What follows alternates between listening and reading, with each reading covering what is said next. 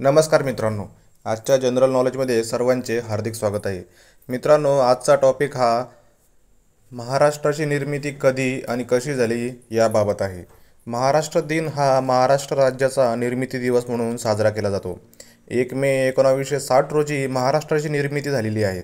या दिवशी राज्यात सार्वजनिक सुट्टी असते. हा दिवस मराठी माणसे मोठ्या उत्साहाने साजरा करतात. विविध कार्यक्रमाचे आयोजनही या दिवशी केले जाते.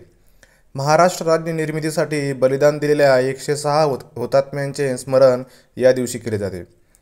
21 नोव्हेंबर इसवी सन 1956 दिवशी फ्लोरा काउंटच्या परिसरात तणावाचे वातावरण होते, कारण राज्य पुनर्रचना आयोगाने महाराष्ट्राला मुंबई देण्याचे नाकारले. त्यामुळे मराठी माणसे चिडली होती.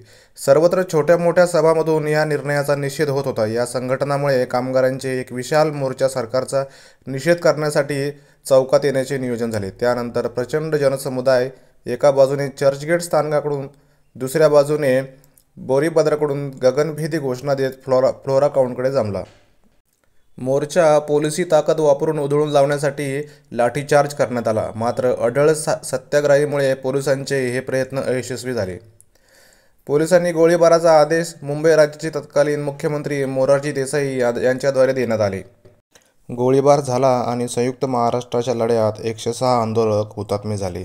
ही होती महाराष्ट्राची निर्मिती.